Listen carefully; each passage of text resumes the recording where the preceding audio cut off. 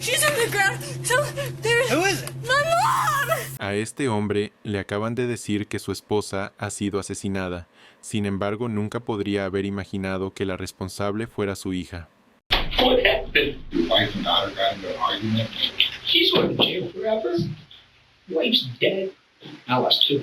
El 3 de marzo de 2020, la policía de Ohio respondió a una llamada al 911 en una dirección de Akron y encontró a Brenda en el suelo de su cocina con 30 puñaladas en el cuello. Su hija, Sydney, estaba en la casa en ese momento y le dijo a la policía que se trataba de una invasión de domicilio que se había convertido en un brutal asesinato. Sin embargo, aunque Sydney también resultó herida, aún quedaban muchas preguntas sin respuesta. Las cosas no cuadraban para los agentes. En el momento del ataque, Brenda estaba hablando por teléfono con uno de los profesores universitarios de Sydney, y durante esa llamada, de repente comenzó a gritar antes de que la llamada se cortara.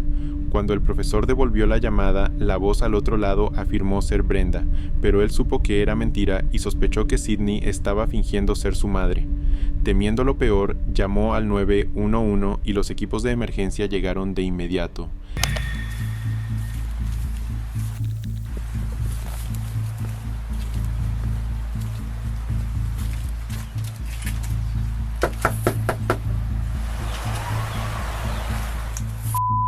Ese grito, junto con la llamada que alertó a la policía, fue suficiente causa probable para que los oficiales entraran a la fuerza en la vivienda, y esto fue lo que encontraron al ingresar en la casa. Akron Police! Akron Police!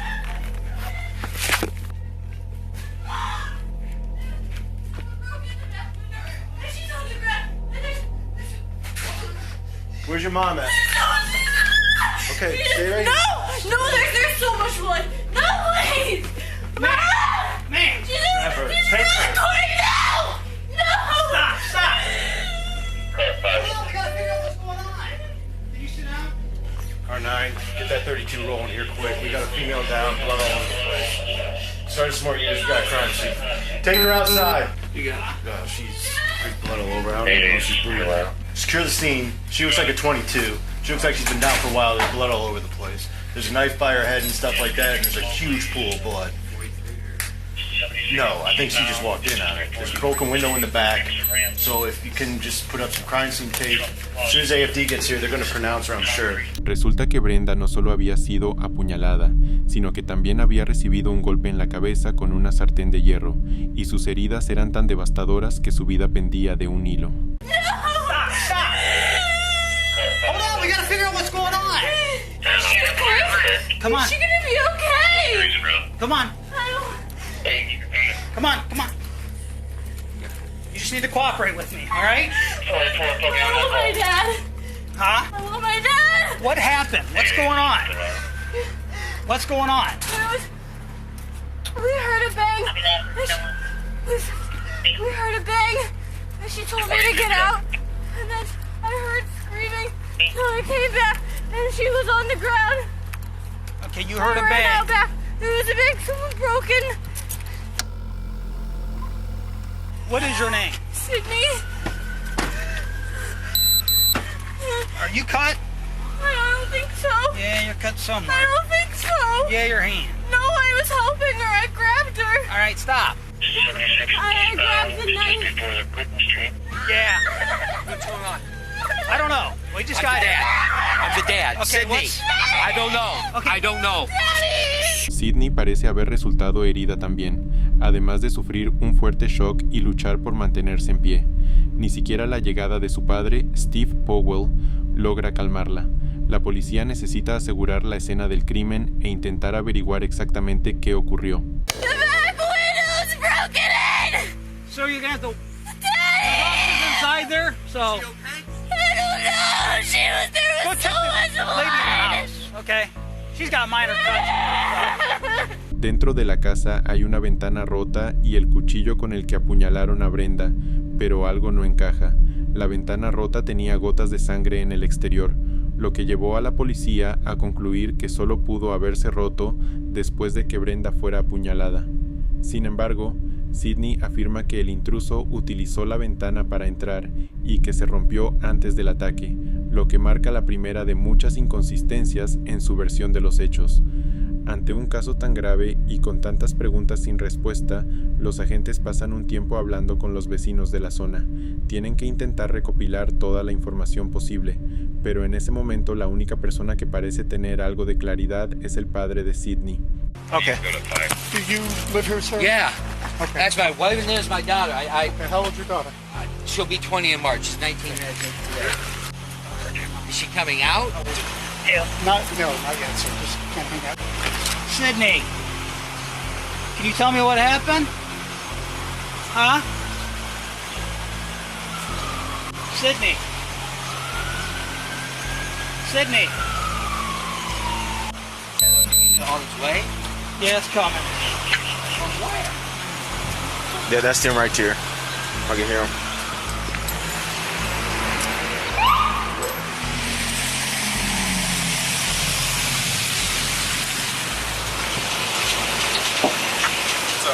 I have a female hair. Mientras intentan armar este rompecabezas, la policía habla con Steve y con una de las amigas de Sidney en la comisaría, con la esperanza de que puedan ayudar a arrojar algo de luz sobre lo que realmente sucedió. Pero, desafortunadamente para Steve, él no tiene la menor idea de que Sidney es la atacante o, aún peor, de que su esposa se encuentra en estado crítico en el hospital y probablemente no sobreviva, algo que los detectives tendrán que revelarle más temprano que tarde. Who'd you get a call from? What happened? Got a call from him. Call from me. Oh, okay. He said there was a call, went out, a distress call from the University of Mount Union where my daughter was going, and said, female in distress. And I said, well, that's funny because Brenda's there, my wife. So I said, well, let me call. So I called Brenda, and it rings on the cell phone, no answer. I call Sydney back, rings, no answer. I call Brenda back, ring, no answer. I'm pacing around. I call Chief back, and I'm on the phone with him, telling him there's no answer. My doctor calls me back and said, "Oh, Mom's on the phone with Mount Union." I said, "Well, cops are on the way." She went, "There's been a break-in," and she just started going off. She said, "What?" She said, "There's been somebody broke into the house. There's blood everywhere." So at first, when you talked to her, she said that your wife was on the phone with Mount Union. Yes, and as soon as I said cops are on the way, the hysterics started. Is she still attending? Well, as far as we knew up until today, yes, but apparently not for the last, I don't know, maybe couple weeks. Lo que Sidney no le había contado a sus padres era que la habían expulsado de la universidad semanas antes de que todo esto ocurriera y que les había estado mintiendo desde entonces, pero sí se lo contó a sus amigas, incluida Lauren, quien vivía en el mismo dormitorio. Now, we understand that Sydney was your roommate at Mount Union? Yes, she was for last year and then this year until she left. And what was Sydney taking? Well, she started off in exercise science, but then she didn't like the classes, so she switched over to psychology and sociology, but then she didn't really like that, so this year she switched to education, and then she didn't like that either, and that's one of the reasons she left. So, when you first got to Mount Union, how did it go for Sydney? I think you could tell, kind of, especially at the end, that she just wasn't, doing her best. I think she kept a lot of stuff hidden, because when we were just talking or with our friends, she always seemed happy. She seemed okay, like I said, I couldn't tell until the end where she was kind of just struggling and she kind of was sad and just Lauren, I don't know what to do. I'm like, well, you just need to find what makes you happy and you need to find what you like to do. I think she felt like everybody around her kind of had figured out what they wanted to do and she hadn't. Determinar el estado mental de Sydney antes del incidente ayudará a los detectives a descubrir si simplemente perdió el control o si todo fue premeditado.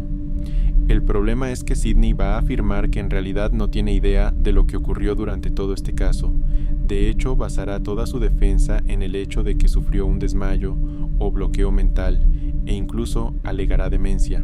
Esto significa que la policía aún no tiene pruebas sólidas de que Sydney sea la culpable, pero están empezando a descubrir que ella ocultaba secretos prácticamente a todo el mundo.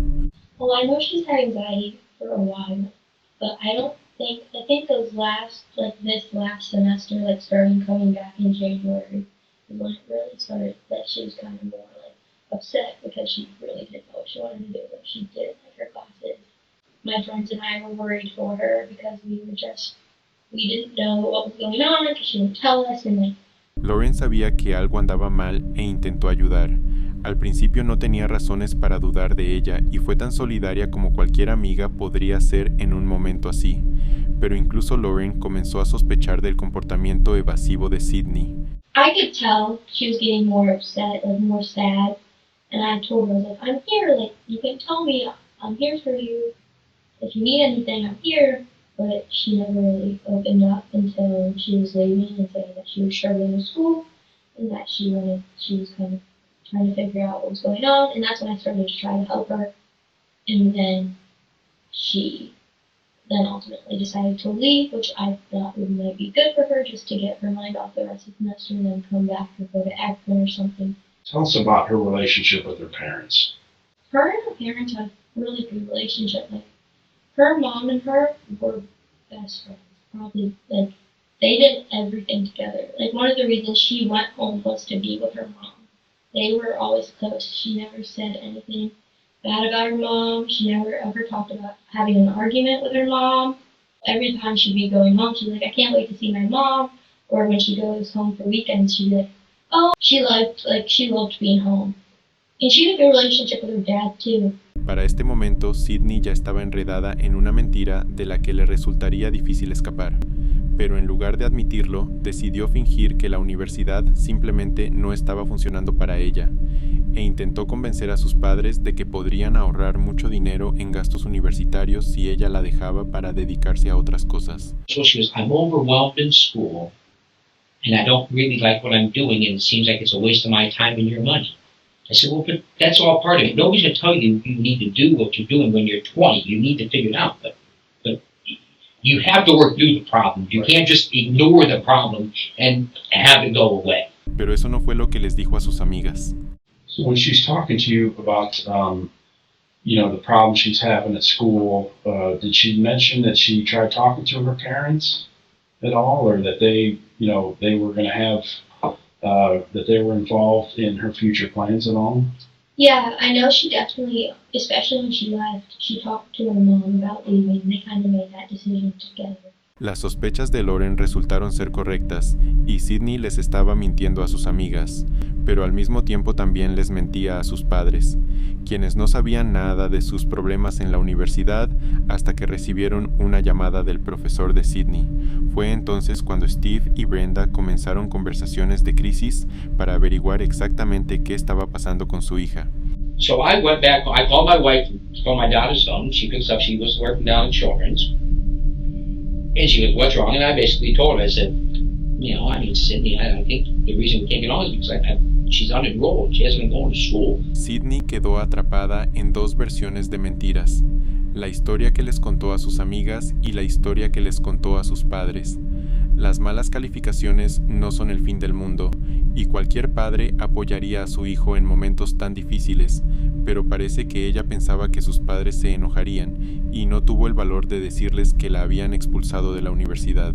Yeah, we asked her she was doing, and she said she was good. Like, she acted like what we would see as normal. Like, she was laughing, she was having fun. She said she got jobs, because she worked at the Akron Rubber Ducks.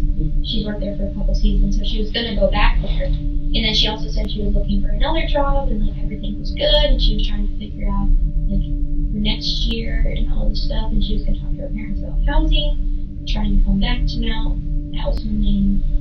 And she seemed fine. Like, she seemed completely, like you said, she was laughing, and we were goofing off and doing girl stuff, and everything was fine. There was an incident in the fall of our freshman year where she drank too much, and she wasn't alcohol poisoned, but she did end up in the hospital. And her mom came and got her at 2 in the morning. Usually after that, her and I were together, and she did drink I usually kind of like slow her down. Los detectives sospechan que Sydney perdió el control cuando Brenda estaba al teléfono con su profesor universitario e intentó encubrir sus mentiras silenciando a su madre para siempre. El problema, una vez más, es que Sydney afirma no recordar nada de lo sucedido. Sin embargo, parece que cometió errores cruciales y descuidados que permitieron a los detectives reconstruir los hechos. Sydney tomó una sartén de hierro y golpeó a su madre hasta someterla, antes de clavarle un cuchillo de carne en el cuello más de 30 veces.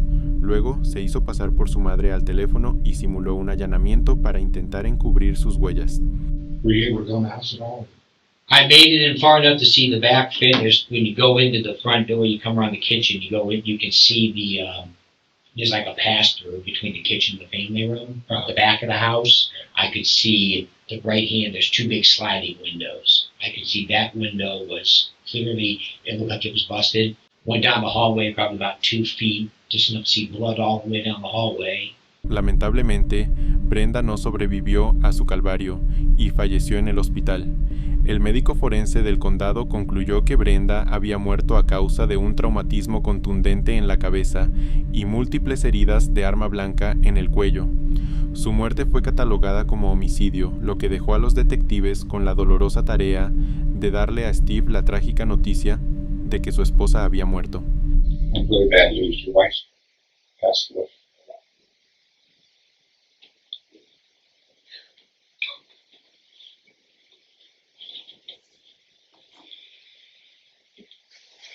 Los detectives investigaron las afirmaciones de Sydney de que un intruso era el responsable, pero sus hallazgos no parecían coincidir con su versión de los hechos y la evidencia mostraba un panorama completamente distinto. Esto dejó a los detectives con una última y devastadora tarea por cumplir: decirle a Steve que su propia hija había matado a su esposa. What happened? We're not sure. It looks like I don't think someone broke into the house. I don't know if your wife and daughter got into an argument that physically. I mean, the window was broken, but there's no forced entry into the house. The window's broken, but nobody actually came. Did your wife and daughter ever have like really heated arguments? It's not possible. Es simplemente imposible imaginar la angustia que Steve debía estar atravesando en ese momento, su esposa asesinada y su hija como la principal sospechosa. Finalmente, Steve se da cuenta de que los detectives podrían tener razón, lo que lo deja con la dolorosa tarea de darle la noticia a su hijo. Clearly they think Sydney did this. Now what, too? She's going to jail forever. Wife's dead. You know, they're going to do everything they can to make sure that they find out exactly what happened. Nothing's definite as of yet. They still have to do their investigating. Where's Andrew? He just sit out there by himself, or is he with? I don't want anybody else with me and him. I said, that's legal. I don't care. So you don't want to get I back? don't want any of you. No, I just want Andrew. Close the door. I got you. Thanks. Sit down. Mom's dead. No. Sydney fue arrestada y acusada del asesinato de Brenda Powell. Al principio alegó demencia, diciendo que casi no recordaba lo que había sucedido, incluyendo haber golpeado a Brenda con la sartén de hierro fundido y haberla apuñalado fatalmente. El jurado no le creyó a Sydney y fue declarada culpable de 2 cargos de asesinato, un cargo de agresión y un cargo de manipulación de pruebas.